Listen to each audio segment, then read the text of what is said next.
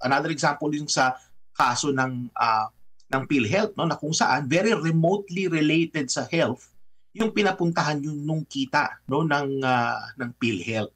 So ito yung nakikita nating trend at pattern, Admar, dito sa gobyerno ni Pangulong Marcos Jr.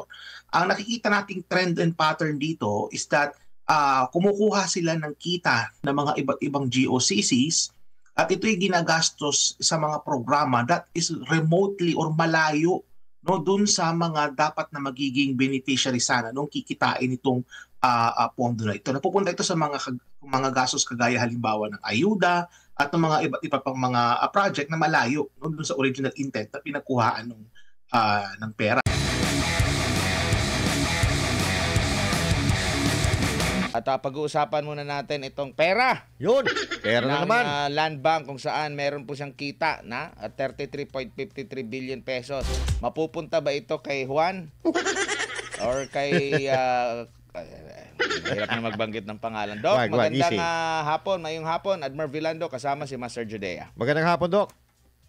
Magandang hapon sa iyo, Master Judea at Admar. Magandang hapon din po sa ating mga tagapakinig at kasubaybay. Magandang balita ba ito para sa taong bayan, Doc, yung kita ng Land Bank? Well, magandang balita sana yan, Admar, kung mapupunta sana sa taong bayan, kung babalik sa taong bayan, yung kinita ng Land Bank. Kasi under sa current framework natin, 50% ng kita, no, ng isang GOCC, ito ay inire-remit sa national government. So kagaya halimbawa yung kinita ng Land Bank na mahigit 30 billion yan, Admar, kalahati niyan ay ire-remit yan sa gobyerno. Ngayon ang tanong is, mapapakinabangan ba ito ng ordinaryong tao? O ito ay mapupunta lamang sa graft and corruption? Ito ay mapupunta lamang sa mga proyekto na walang balik sa ating ekonomiya? O ito ba ay mapupunta lang halimbawa sa mga walang kakwenta-kwentang mga project? No? So, ibig sabihin, para mas maging epektibo ito, kailangan nakakonekta ito sa mga outcomes na babalik din sa taong bayan. Alam mo, Admar, ang Land Bank kasi, yan itinatag yan para sa pakinabang ng mga magsasaka. Di ba yan yung original na intent ng Land Bank, no? Which is to benefit the farmers. So, ang tanong ko dito is, okay, kalahati, no, ng mahigit na 30 billion na kinita ng Land Bank, ito ba ibabalik ito dun sa mga farmers? Mapupunta ba ito halimbawa as karagdagang budget ng Department of Agrarian Reform o kaya ng Department of Agriculture? Kasi yun ang kinakailangan. Ilang porsyento dyan sa kinita na yan ng Land Bank ang mapupunta sa mga infrastructure projects na kagaya ng mga farm-to-market roads? And speaking of farm-to-market roads, gano'n na karaming farm-to-market roads ang nagawa, ano? So, kumbaga, para mas maging epektibo yan, Admar, kinakailangan yan, nakakonekta yan sa mga outcomes na may balik sa mga magsasaka. Kasi sila talaga ang pinaka dapat na nakikinabang dyan sa mga kinikita ng Land Bank, Admar. Oo, yan sana ang isusunod ko. Para ba tong kagaya ng PhilHealth, budget ng PhilHealth, 'di ba? Nagkaroon ng debate doon sa or oral arguments sa Supreme Court na 'di ba intended lang para sa kalusugan yung budget na napupunta dito sa PhilHealth. Bakit inilipat ito doon sa isang infra project na wala namang masyadong kaugnayan sa kalusugan? Parang ganito dapat dito sa Land Bank, which is pang agri sana. Tama ba, Doc? Kagaya halimbawa, Admar, nung inilagak nila yung dividendo, yung kinita ng Land Bank sa Maharlika Investment Fund. So yung Maharlika Investment Fund, saan ba ito nag-invest? Nag-invest ito sa isang minahan. Nag-invest ito sa power transmission. So yung minahan at yung power transmission, medyo malayo ito, no, sa mga magsasaka natin. No, malaking pera ito, Admar. It was 50 billion, no, itong ni-remit ng Land Bank. That is another example. Another example yung sa kaso ng PhilHealth, no, na kung saan very remotely related sa health yung pinapuntahan yung nung kita, no, ng PhilHealth. So ito yung nakikita nating trend at pattern, Admar, dito sa gobyerno ni Pangulong Marcos Jr. Ang nakikita nating trend and pattern dito is that kumukuha sila ng kita ng mga iba't ibang GOCCs At ito'y ginagastos sa mga programa that is remotely or malayo, no, dun sa mga dapat na magiging beneficiary sana nung kikitain itong pondo na ito. Napupunta ito sa mga gastos kagaya halimbawa ng ayuda at ng mga iba't iba pang mga project na malayo, no, dun sa original intent na pinagkuhaan ng pera. At alam mo, Admar, ito pa pala isa, ha? Nakikita kong medyo disturbing din ito, which is nape-pressure din kasi yung mga GOCCs na kumita. So pine-pressure sila ng gobyerno na para kumita. Syempre, pag malaki yung kinikita ng mga GOCCs, malaki din yung dividendo, no, o yung return or yung 50%, no, ng net revenue, which is yung profit na kinikita nitong mga GOCC nire-remit sa gobyerno. So there's pressure from the government itself, no, na kumita sila ng malaki kasi malaki yung nakukuha rin ng gobyerno para sa panggastos nga. Ang tawag natin dito, Admar, is moral hazard. At hindi ito maganda kasi ang nangyayari dito is para kumita itong land bank halimbawa, na-expose sila sa risk. So kumbaga yung risk na bear nila yan. So the risk is bared by or borne by the financial institution, in this case land bank. Kumbaga Admar, ganito yan eh. Ang land bank ang nagsaing, ang gobyerno ni Marcos Jr. ang kumain. No, ganun yung analogy ko diyan. So kumbaga ang land bank ang napakahirap na bumili ng bigas, na magsaing, na mag-prepare, pero ang kumain nung iniluto is yung gobyerno ni Marcos Jr. So yan yung tinatawag nating moral hazard. Ang nangyayari kasi, pinipressure nila yung mga GOCCs na kumita, pero hindi yung risk. Kumbaga yung national government, hindi sila exposed sa risk. Ang na-expose sa risk is yung mga GOCC. Hindi maganda yan. Tsaka itong mga kita na ito ng GOCC, kabilang na to sa kwenta, no, ng gobyerno doon sa pagbabudget, di ba? Na Yes. Lahat ng income nito, so mapupunta talaga yan maliban sa nakukuha natin ng mga taxes, no, ng gobyerno. Yes. Kabilang din itong kita ng mga GOCC, pantapal doon sa budget natin or needed na budget para magastos, no. Pero ang lumalabas ngayon pala sa pinaka present na kalagayan ng ating paggastos sa pera ng bayan, mula sa unang 4 na buwan ngayong taon, nagkakaroon pa rin tayo ng fiscal deficit at tumaas ito ng 411 billion na pesos. Ibig sabihin, mas malaki yung ginagastos natin kumpara sa nakakolekta na pera. Bakit ganito? Wala bang ready or available na pera muna na existing na pwedeng gastusin? Bakit or ito bang nasa budget, kukolektahin pa ba ito? Wala bang meron ng nakolekta na magamit para hindi magkaroon ng deficit? Pakipaliwanag ito, Doc. Nasa timing din kasi, Admar, ng pasok ng revenues yan eh. So halimbawa, kagaya sa kaso ng mga iba't ibang ahensya, di ba alam naman natin na malaking porsyento na ang na-disburse, no, sa mga iba't ibang ahensya, no? At may figure tayo dyan, around mahigit 60% na ang kumbaga nakuha na ng mga iba't ibang ahensya, no? Pero syempre, sa loob ng isang taon, yung pasok ng revenue sa gobyerno medyo may cyclicality yan. So halimbawa, sa unang mga buwan ng taon, diyan papasok halimbawa yung mga inutang. Makikita natin yan sa datos, Admar, no? Yung mga loans sa mga galing sa iba't ibang mga sources. Diyan pumapasok yan, no, sa mga unang bahagi ng taon. And of course, meron din tayong mga monthly collections, no, from the different revenue agencies, ano, kagaya ng BIR, kagaya ng customs na pumapasok din yan. At humahabol yan, lalo-lalo na sa BIR, pagka magtatapos na yung fiscal year. So meron talagang cyclicality na involved dyan. Ano? Kaya nga ang sinasabi ko noon pa is ang dapat na ginagawa ng ating DBM kasi yan, dyan papasok yan sa kanila, no? Is yung pag-disburse ng pondo, dapat yan programmed yan. In a way na kino-consider nila yung pasok ng revenues para hindi yung deficit natin lumalaki. Kasi ang nangyayari ganito eh. Kapag kayang mga revenues na yan, nilalabas nila kaagad, mas nagiging prone yan to increased corruption. Kasi alam nila na na may darating na perang malaki sa mga unang buwan, yung pangungurakot doon na kagad na ginagawa. No? Kesa halimbawa kung program release yung mga pondo, kumbaga yung may mga pag-aaral na nagsasabi na kapag kaganyan ang ginawa, is nami-minimize yung corruption. Hindi talaga siya totally na i-eliminate pero nami-minimize siya. So merong ganung ano diyan, may ganung angulo diyan, Admar, ano.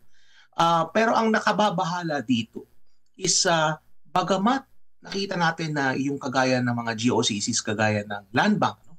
Maganda yung performance. I mean, to be fair to them, maganda ng performance, Admar, no? In spite of the headwinds, na malaki pa rin ano yung naging revenues nila, malaki din yung kanilang profit. In fact, for 2 straight years yata, ang Land Bank has been the top earning GOCC. No? Sila yung may pinakamalaking nare-remit sa national government for the past 2 years. Ayun. Pero nakababahala dito is bagamat maganda ang performance ng GOCC, so malaki yung mga nare-remit nilang revenues or net revenue or profit sa gobyerno, pero nakikita natin na lumulobo yung deficit ng ating gobyerno and mas lumalaki pa rin yung pangungutang. Tama. So, ibig sabihin din nito, Admar, it shows na yung ating gobyerno ay mayroong mga inefficiencies. Kasi kapag lumalaki ang revenue, kagaya nito, no, dapat yung ating fiscal space ay lumuluwag at yung deficit natin lumiliit. Ang nakikita natin is kabaliktaran. Lumalaki yung mga revenue sa halimbawa ng GOCCs, no, nagkakaroon tayo ng kita, pero makikita rin natin na yung paggastos natin lumalaki. So ibig sabihin nito is yung dapat i-revisit ng gobyerno yung kanilang mga spending priorities. No? Kaya halimbawa, Admar, sa kaso ng agriculture, no, kagaya ng mga nakuhang pondo mula sa Land Bank, dapat yan, nakakonekta yan sa mga farmers para makatulong sa food security sa ating bansa. Hindi yan dapat mapunta halimbawa sa ayuda. Kasi yung pondo na yan, no, yung kinita ng Land Bank, dapat bumalik yan sa mga magsasaka. Dapat bumalik yan sa mga mangingisda, no, dun sa mga manggagawa na nakaka-contribute sa agriculture sector ng ating bansa. No? Kagaya halimbawa, Admar, ng bansang Vietnam. Kung titingnan mo ang bansang Vietnam, mas maliit ang kanilang populasyon, no, kaysa sa Pilipinas. Mas marami tayo, mas maraming Pilipino kaysa Vietnamese. Pero makikita natin na ang budget nila sa pagkain ay mas mahigit kaysa sa budget ng gobyerno natin para sa pagkain. So in other words, merong kumbaga parang merong inefficiency in terms of how funds are allocated sa ating gobyerno. Okay. At yan kailangan i-address yan at babalik na naman tayo sa issue ng governance kasi it's mainly a function of governance and how our leaders perceive, no, kung paano nila gagamitin yung mga pondo na yan. Ayun. Doc, Judea po, Doc, ano? Magandang hapon sa iyo, Master Judea. Magandang hapon po, Doc. Napakaganda po sana ng balita na ito na malaki ang earnings ng Land Bank. Pero kung halimbawa, hindi po ito magamit ng tama, sabi nyo nga kanina, baka mapunta lang sa korupsyon, gaano po ba kalaki? Although ito ay part lang ng pinagkakitaan ng gobyerno o nagiging pera ng gobyerno, gaano po ba kalaki ang epekto nito sa Pilipino at epekto sa ating ekonomiya? Kung hindi magagamit na tama. Halimbawa, maganda yung tanong mo, Master Judea. So, let's assume in a perfect world na walang korupsyon. Walang korupsyon, walang inefficiency, perfecto lahat, ano, utopia, ika nga. Yung ganyang klaseng sistema, no, na kumukuha ang gobyerno sa kita sa mga GOCC, talagang babalik yan dun sa mga dapat na papuntahan yung mga pondo na yan. So makikita sana natin, no, na mas marami sanang farm-to-market roads, na ipagawa na halimbawa yung mga freezer na kinakailangan ng ating mga fishermen, nagkaroon ng mas maraming pondo para tulong sa mga magsasaka para sa kanilang makinarya, kumbaga na-improve yung competitiveness ng ating mga magsasaka. At alam mo, Master Judea, ang pinaka-ultimate outcome nito, no, in a perfect world, is hindi tayo nagugutom. Merong pagkain, hindi na natin kailangan mag-import mula sa ibang bansa ng pagkain. Pero balik tayo sa realidad. Yan ba ang nakikita natin sa kasalukuyan? Hindi. Puro kabaliktaran lahat ng sinabi ko. Ang lakas nating mag-angkat ng pagkain kasi we're not producing enough for our country. So nag-i-import tayo. Yung competitiveness ng ating mga magsasaka at mga mangingisda ay napakababa to the point na hindi na sila ganun ka-competitive to the point na nag-import na lang nga tayo because they're not producing enough para mapakain ang ating populasyon. So ibig sabihin, Master Judea, is that because of the inefficiencies, no, because of corruption, because of poor governance, ang nakikita natin dito is hindi na ma-maximize no, yung potential no tong mga kinikita ng mga GOCCs na ito, Master Judea. So if we live in a perfect world, napakaganda sana. Kaya lang hindi ganyan na nakikita natin sa kasalukuyan. And may mga pag-aaral pa pala, Master Judea, let me just add, no, that up to 50% ng pondo ng gobyerno ay napupunta lamang sa korupsyon. So just imagine, mahigit 30 billion yung profit na ire-remit ng land bank sa gobyerno. And if we were to use that as a measure, yung korupsyon na yon, mga 15 billion lang ay mapupunta sa inefficiency, mapupunta lang sa korupsyon, na sana maidagdag sana yan para sa mga makabuluhang project na merong balik sa ating lahat. Yun, napakalaking pera nito, Doc, ano? Pero ito, balik po tayo dito sa Maharlika Funds, no? Advantage po ba? Advantage po ba sa mga Pilipino itong pag-i-invest ng ating gobyerno sa mining, or may mas magandang pag-i-investan pa nito, halimbawa, ibang ahensya or ibang baliban sa mining? Meron pa po ba o pinaka-the best na po talaga itong mining na po pwede pag-investan ng Maharlika Funds? Well, disagree ako dyan sa mining na yan, ano, as kumbaga parang maiden investment ng Maharlika Investment Fund. Sabi maiden investment, kumbaga yan yung mga pinakaunang pinag-investan ng Maharlika Fund. Hindi ako agree dyan. No? Kasi unang-una is yung ating mga mining sector natin. Opo. Merong sufficienteng kapital na yan. Kasi ang nagpapatakbo ng mining sector ng ating bansa, mga oligarko. At itong mga oligarko na ito, they are loaded. No? Loaded sila. They have funds. They don't need support or any investment coming from the government, to be specific. Kasi may loaded na sila . So, kumbaga, in terms of generating capital, they don't need it. Ang dapat sanang pinag-investan ng Maharlika Fund, ako ang tatanungin, is yung mga projects na merong immediate na balik sa tao. So ang pinaka nakikita ko dito sana is sa related sa food processing. So kung mag-iinvest sana sila, no, napakaraming pwedeng pag-investan, no, sa pagkain, Master Judea. At yan yung pinaka-concern ng ating mga kababayan sa kasalukuyan. Alam mo, from a political point of view, napakaganda na sana . Kung pinag-investan nila yan sa pagkain at makikita ng tao, no, na merong balik sa kanila, ay ang ganda sana ng approval rating ni Marcos Jr. kasi nagamit sa tamang paraan, no, na may balik sa taong bayan, naramdam ng tao yung investment ng Maharlika Fund.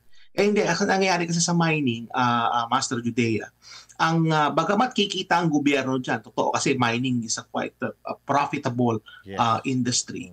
Pero yung sa halimbawa sa kaso ng food manufacturing, profitable din yun. No? Sa agriculture, it's also profitable. But the thing is, ang nakikita ko dito is the Maharlika Fund was used, no, to invest in the mining sector para makinabang yung sektor na yon at hindi makinabang yung mga taong bayan. Kumbaga, hindi kaagad babalik sa tao. Matagal, ano, kasi mangyayari sa mining, ano yan kumbaga may certain period yan, no, na pag-i-invest dyan, and then yung balik matagal at hindi direkta sa tao yung balik. Kesa kung halimbawa ininvest nila yan sa agriculture sector, ininvest nila yan sa food manufacturing, for example, balik agad sa tao yan. At magre-reflect yan sana, Master Judea, no, sa kagutuman ng tao. Hindi magsasabi ang tao na kami nagugutom kasi nga nakatulong yung Maharlika Fund sana para masolusyonan or at least makakontribute siya doon sa na ma-solve, no, yung problema natin sa kasalukuyan, sa kakulangan ng pagkain sa ating bansa. Okay. Doc, punta po tayo dito sa sinasabi natin na leadership kanina, no? Sa loob ng 3 taon, halos wala po tayo naramdaman sa gobyerno. Pero ngayon, may mga bagong moves itong si Presidente Marcos na ginagawa, tulad ng pakikipag-reconcile at iba't ibang statement na para bagang nililinis niya yung kanyang pangalan or parang nag-iiba siya ng estratehiya dito sa natitirang 3 taon. Do you think may pagbabago na mangyayari dito sa natitirang 3 taon na pamumuno ni Marcos Jr.? Depende doon sa mga binibitawan ng salita ngayon. Punta muna tayo, Master. Maganda yung tanong mo. Punta tayo, Master Judea, dun sa resignation. Di ba? So, humiling si Marcos Jr. ng courtesy resignation sa kanyang mga kabinete. Nakikita ko dito ay ito isang political gimmick lang. Gimmick lang ito. Bakit? Kung titingnan mo yung economic team, walang natanggal eh. The economic team are still the same people. Titingnan mo, Admar at Master Judea, since na-determine yung medium-term Philippine Development Plan, nandun yung mga target ng ating ekonomiya. Halimbawa, yung target sa paglago ng ekonomiya. Consistently, hindi na-meet yung growth target. Palagi tayong nasa lower end ng growth target na yun. In fact, labas pa nga sa growth target. So, kumbaga, kung yan ang performance measure ng mga members ng kabinete na related sa ekonomiya, makikita na natin na bagsak ito. No? Kumbaga, hindi ito magiging justification para sila ay manatili sa kanilang mga pwesto, no? Kung presidente dito, makikita ko diyan na yung ating growth ng gross domestic product labas sa target, anong ginagawa ng economic team natin, no? So part of the reform is, you let go of the of people who are responsible kaya hindi na-meet yung target. And makikita natin na itong mga members din ng economic team, no, sa nakikita ko, is, ang dapat kasi, alam mo, Master Judea, kung ikaw ay member ng kabinete, pinagtatanggol mo yung presidente. Kumbaga, you're there to speak on behalf of the president. No? You have to be visible. No? Nakikita ka na, ito yung ating lagay ng ating ekonomiya sa kasalukuyan. No? Pinapaliwanag sa tao kung bakit hindi na-meet yung target. Nakikita natin medyo tahimik yung ibang mga members ng economic team. So hindi natin alam kung anong nangyayari doon. So kaya I was very surprised kung bakit the same people were retained by the president. I was expecting na may mga matatanggal sa kanila, and yet I was really surprised na merong natira pa rin sila. Kumbaga walang natanggal sa kanila, no? Nandiyan ding halimbawa yung issue, Master Judea, sa budget, hindi ba? But the economic team is still there. The budget is related sa ekonomiya. Economic team din yan. Bakit nandun pa rin sila? No? So kumbaga nakikita ko dito is it's all political gimmick. Tawag natin sa wikang English dyan, Master Judea, it's all smokes and mirrors. Ika nga. Kumbaga, yan just to distract people. No? Kumbaga sabihin ng leader, mag-submit kayo ng courtesy resignation, no? Pero yan kumbaga sarswela lang. No? Marami akong mga na-introduce dito ng mga phrases, Master Judea, no? So sarswela, posible parang sarswela lang yan. Kasi nga nakita natin na walang pagbabago doon sa economic team, no? Doon naman sa sinasabi ni Marcos Jr. na reconciliation, nasabi niya na walang kondisyon. Hindi talaga po pwede yun. O saan ka nakakita ng reconciliation na unconditional? Kaya nga reconciliation yun meron kayong dapat ayusin, no? Kaya nga halimbawa pag magbabati ang magkaaway, dapat pag-usapan ng magkaaway kung ano yung dapat nilang ayusin. Hindi pwedeng bati na lang tayo tapos kalimutan na lang, no? Hindi ganoon yan, lalong-lalo na medyo malalim, no, itong nangyaring ito na kumbaga yung ama, no, ni Vice President, yun ay pinadala nila, no, kinidnap at dinala sa The Hague. So kumbaga malalim yun, Master Judea, no, and dapat na rin siguro nating tanggapin na merong mga tinatawag na irreconcilable differences. No, nagkaroon na ng irreconcilable differences diyan sa kaso ng pagkikidnap at pagpapadala nila kay dating Pangulong Duterte sa The Hague at yung impeachment. O saan ka naman nakakita na the president is saying one thing and yet his allies are doing another. No? Sabi niya kontra sa impeachment, pero yung kanyang mga kaalyado were the ones that are pushing for the impeachment. Yes. Even yung sarili niyang anak mismo, no, ay pumirma sa impeachment. So kumbaga, puro ano lang to smokes and mirrors, ika nga, no? Ito'y sarswela lang lahat itong nakikita natin na mga galawan, no, ni Pangulong Marcos Jr. all it serves is just to add more confusion to an already confused political climate, Master Judea. Okay, thank you, Doc. Oo, Doc. Dito naman tayo sa iba pang usapin, may kaugnayan pa rin sa ating ekonomiya. Kasi nga po, di ba, tinaasan ng Estados Unidos yung taripa natin sa mga mga ine-export natin na mga produkto. At ang pangunahing produkto na ine-export pala ng Pilipinas papuntang Amerika. Sa Estados Unidos yan, ha? Opo, ng Pilipinas sa Estados Unidos ay itong mga semiconductor, mga electronics, at may ulat ngayon, Doc, na nakakatanggap na sila ng mababang order mula sa Estados Unidos. Though hindi pa nila fully mailahad ng Semiconductor and Electronics Industries in the Philippines Foundation Inc.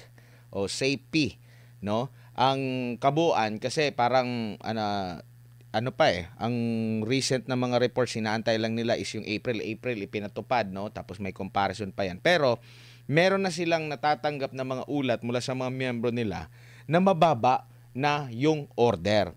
And to take note, meron nang palang pagtaas, no? Nung hindi pa ini-implement itong itong taripa na mataas, 17% ata kung di ako nagkakamali dito sa Pilipinas. Yung total export natin dito lang sa sektor na ito, no, semiconductor, electronics, tumaas ito ng at least 2%, no? Nasa $3.96 billion ang kita sa last March, no? At 15.4% pala nito, no, ay sa US. Doon sa 3.96 billion pesos, 15.4% dito napupunta sa Estados Unidos. So, dito sa reports na ito, makikita natin na kung hindi maaagapan at mababa pa rin yung order, Doc, malaking epekto ito sa ekonomiya ng Pilipinas. Of course, kasi yung sektor na yan, Admar, milyon ang ine-employ yan directly and indirectly. Milyon, no? Ating mga kababayan na nakikinapang sa semiconductor sector sa ating bansa, na kung saan malaking porsyento ng kanilang mga pinoproduce ay ine-export nila ito sa Estados Unidos. And based sa nakikita ko dito, no, in terms of how the United States perceives yung kahalagahan ng semiconductor industry, no, isa yan sa kanilang mga strategic industries, Admara, no. In fact, ang gusto ng Estados Unidos is mag-rely sila ng less sa mga ibang bansa. Kumbaga yung production ng semiconductors gagawin na lang nila yan sa Estados Unidos. So merong ganitong klaseng inisyatibo ang Estados Unidos about that. And kapag ito ay nagtuloy-tuloy, Admar, asahan natin na yung ating semiconductor industry ay talagang maapektuhan. So, yan nandyan na yan. We don't have any control over that kasi yan ay external sa ating bansa, no? So, Estados Unidos yan. However, what we can control is yung mga markets natin for semiconductors. Kasi alam mo, Admar, hindi lang naman Estados Unidos ang may demand, no, sa mga semiconductors. There are also other countries that are importing semiconductors from other countries, no? So China is one of these countries, no? May mga bansa din sa Europa na nangangailangan din sila ng semiconductors at pwede natin silang lapitan, ano, kung sila ay interesado na bumili sa atin, no? Just to para kumbaga hindi masyadong ma-expose yung ating semiconductor sector diyan sa nangyayari sa Estados Unidos. Now, inevitable din dyan, Admar, na may mga mawawalan ng trabaho. So ang issue din dito is how are we going to retrain these workers para makabalik sila sa mga magkaroon sila ng trabaho muli, no? So, halimbawa, kung matagal ka na nagtatrabaho sa semiconductor sector, yung skills mo talagang very specific na doon. So, kailangan magkaroon din ng retraining dyan, magkaroon ng intervention para yung mga mawawalan ng trabaho, hindi sila mapupunta sa unemployed. Bagkus ay magkakaroon sila ng trabaho, or better yet, baka matulungan pa natin sila magsimula ng maliit na negosyo. So kumbaga, there are several interventions that can be done, although we have to acknowledge na Admar, kasi US yan eh. Maliit na ekonomiya tayo relative to the United States. So kumbaga, since malaking ekonomiya ang US, hindi natin ganong kayang ma-influence, no, kung anong gagawin nila.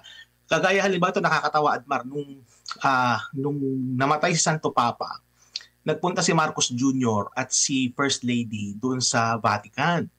And nakita natin sa mga video that they were really trying to, they want to talk to Donald Trump, to get Donald Trump's attention. I think that this is part of their strategy to reach out to Donald Trump. And yet, Donald Trump just gave them a few seconds. You know, kumbaga nakikita natin dito that Marcos Jr. wants to reach out to Donald Trump, and yet ang nakikita ko dito is Donald Trump thinks that these people are not as important.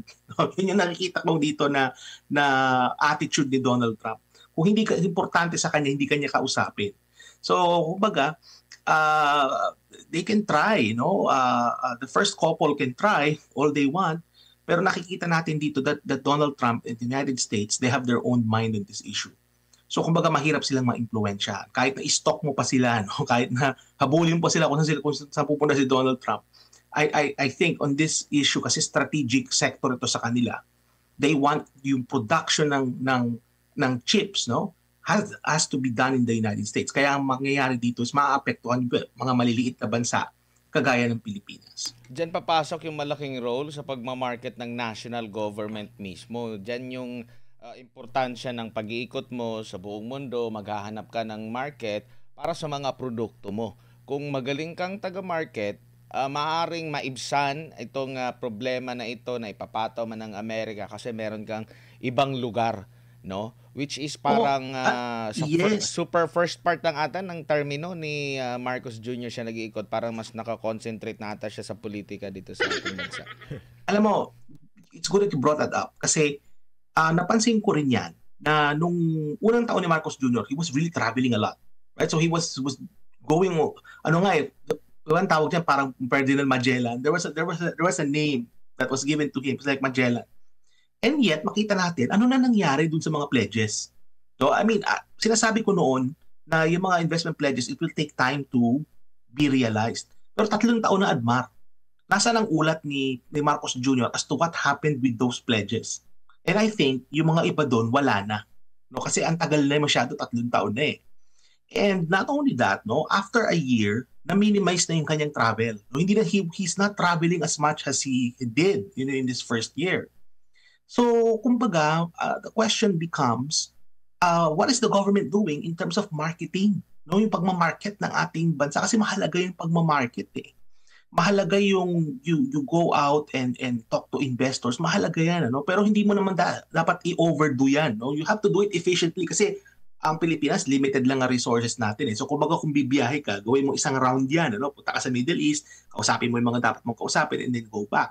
Don't use the government resources para manood ka ng isang karera ng kotse, car race. Hindi mo dapat gawin yun dahil that is for your own personal leisure. But the thing is, napansin ko na Marcos Jr. is not traveling as much now as he did. And bagamat there was criticism sa kanya, sa kanyang mga travels. And those criticisms are valid, kasi government resources yung kanyang ginagastos, anong balik sa taong bayan, 3 taon na, anong nangyari dun sa mga pledges. Pero I think aside from pamumulitika, dapat Marcos Jr. and his government should also consider reaching out to countries kasi ngayon yung panahon, Admat, na kinakailangan natin mag-diversify ng ating trade relations. Especially with what is going on with geopolitics, with the United States and China. It's the perfect time to reach out to other countries, Admara, and I think if Marcos Jr. is really kumbaga yung kanyang genuine, yung kanyang intent na mapaganda ang buhay ng ating mga kababayan, dapat he should be doing things like traveling and marketing the country, instead of doing and playing politics din sa kanyang mga political enemies. Oo, At pwede pa ba yan sa last 3 years? Lame duck na si President eh. So if you're lame duck, there's no more incentive for you to to do things that would provide na magandang buhay sa ating mga kababayan kasi you're already a lame duck. But the thing is, Admar, ito rin yung time na mag-establish na siya dapat ng kanyang legasiya. No, hindi naman sana kumbaga hindi maganda, Admar, na ang legasiya niya is dumaraming nagugutom, dumarami yung naghihirap, no? Maraming mga magsasaka they're not producing enough, no? Yung mga pabahay hindi pa na kumbaga yung kanyang 1 million a year hindi nangyari, yung bigas na 20 pesos kada kilo pilit, no? Hindi ito talagang as a result of improvements sa competitiveness and productivity ng mga farmers. Kumbaga maraming kapiguan, no, si Marcos Jr. And I think this remaining 3 years, ito yung time na pwede pa niya sanang maihabol. But then ang daming niyang mga ginawa, no, na nakakos ng harm sa sarili niyang administrasyon. Ang pinakamatindi dito, Admar, was yung pagpapadala kay Pangulong Duterte sa The Hague, yung pag-uusig nila kay Vice President Duterte, yung pag-uusig nila sa mga kaibigan at kaalyado ng mga Duterte, lalong-lalo na kay Pastor at dun sa mga vloggers, no? Yung pag-weaponize, no, ng House of Representatives para habulin, para usigin yung kanilang mga kaaway, yung pag-weaponize ng ating kapulisan, ano, para patahimikin, no, at pag-weaponize din ng social media para magpakalat ng fake news at para patahimikin yung kanilang mga kritiko. These are all hallmarks, no, or characteristics ng mga autocrats, no. At yung nakikita ko dito sa kaso ng gobyerno natin sa kasalukuyan, no. Which is nakakalungkot, Admar, considering that Marcos Jr. was elected with the highest number of votes, no, sa kasaysayan. Napakalaki ng political capital, no, na nakuha ng ating Pangulo nung siya ay nailuklok, nung siya ay naihalal noong 2022. And yet, it's very possible that he's gonna leave office with the worst approval rating of any president after the EDSA revolution. And his approval ratings probably would be worse than Gloria Macapagal Arroyo.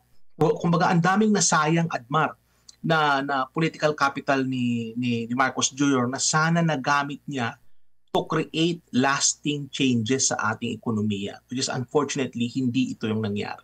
Huli na lang, anong nakikita mong dahilan kung bakit nung pinaghambing, nagkaroon ng survey ang Pulse Asia, yung matagal nang hindi presidente, 3 years na, yun pa yung mas mataas yung may tiwala ang taong bayan, 63% si former President Rodrigo Duterte kumpara dito kay Marcos Jr., 38 yata, and 50% dito kay BP Sara. Anong nakikita mo rito? Kasi sa isang panayam, sinabi ni Mayor Benji Magalong na kung saan failure ang Marcos Jr., doon nag-succeed siguro itong si Duterte, kaya mataas yung grado. Mataas din yung expectation kasi nga ang sabi ipagpapatuloy pero hindi nila ipinagpatuloy yung kanilang pangako.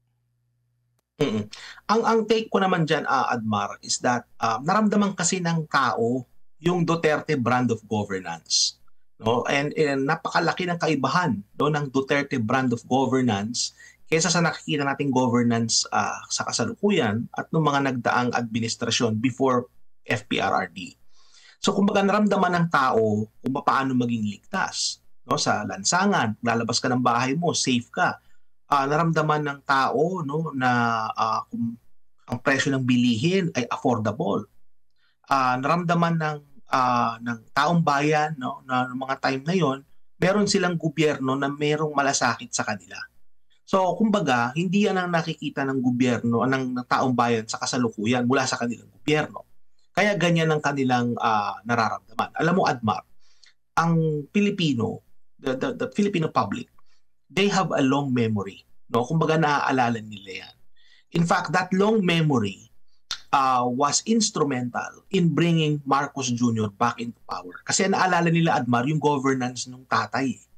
yung governance ni Marcos Sr. ay ibang-iba sa governance ni Marcos Jr. Ibang-iba. Kaya nakikita natin na since people have long memories, they remember kung ano yung kalidad ng pamamahala ng mga Duterte. No? Kumbaga, yung klase ng pamamahala mula sa Davao, the Dutertes were able to transform Davao City, no, from a city na merong mataas na crime rate, no, a city that is underdeveloped into now a modern, urban, safe, and a well-developed city. So kumbaga, yung ganong klaseng governance na import yan ni FPRRD at a national level, na scale up niya yan. At yun yung nakita natin na naalala ng tao. Kaya ngayon nakukumpara nila 3 years going into Marcos Jr. administration versus na naramdaman nila nung panahon ni FPRRD. Well, nakita naman natin kung ano ang naging reaction, no, ng taong bayan. Alam mo, sabi nga ni Marcos Jr. Admar, no, sabi niya, huwag daw paniwalaan yung iisang survey kasi iisang survey lang naman yon. Dapat daw i-consider daw yung mga iba't ibang mga sources of information to make an informed decision. But the thing is, kahit na iisang survey lang yung lumabas, kung magtatanong ka mismo sa taong bayan, that's the ultimate survey, Admar. You go out to the streets and ask the ordinary people how they feel. Sasabihin nila sa iyo na sila ay nagugutom, na meron silang trabaho, pero yung trabaho nila, maliit ang sahod. So hindi pa rin sapat para sila makakain ng 3 beses sa isang araw. Meron silang kamag-anak or magulang na merong karamdaman, ni wala silang pambili ng gamot, dinala nila sa ospital, wala silang pambayad. Ganun yung marinig mo sa mga ordinaryong tao, Admar. And nung panahon ni FPRRD, naramdaman ng taong bayan na ang gobyerno merong pagmamahal sa kanila. Kasi naalala ko, Admar, palaging sinasabi ni Pangulong Duterte noon. Pinapanood ko, Admar, yung kanyang mga yung kinakausap yung taong bayan kapag madaling araw. Pinapanood ko yan dito, yung natito ko sa Canada. Ang sinasabi ni FPRRD, ang mga mahihirap, wala silang ibang matatakbuhan kundi ang gobyerno. Yung mga mayaman na yan eh. May tatakbuhan sila, may pera sila eh. Pero yung mga mahihirap, they have no other else to go to except the government. At fortunately, nung time ni FPRRD, naiparamdam sa mga mahihirap na mayroong gobyerno na nagmamahal sa kanila. Sa ngayon, mukhang hindi ito ang nangyayari kasi nakita naman natin sa mga survey, hindi ito ang nararamdaman ng taong bayan. Kaya hindi ako nasurpresa, Admar, na naging ganyan yung resulta ng mga survey. And kung hindi magbabago si Marcos Jr. in terms of how he addresses these issues, asahan natin na magiging mas malala pa itong approval ratings ng ating presidente sa kasalukuyan. It will just become worse and worse and worse kung hindi siya magbabago ng direksyon.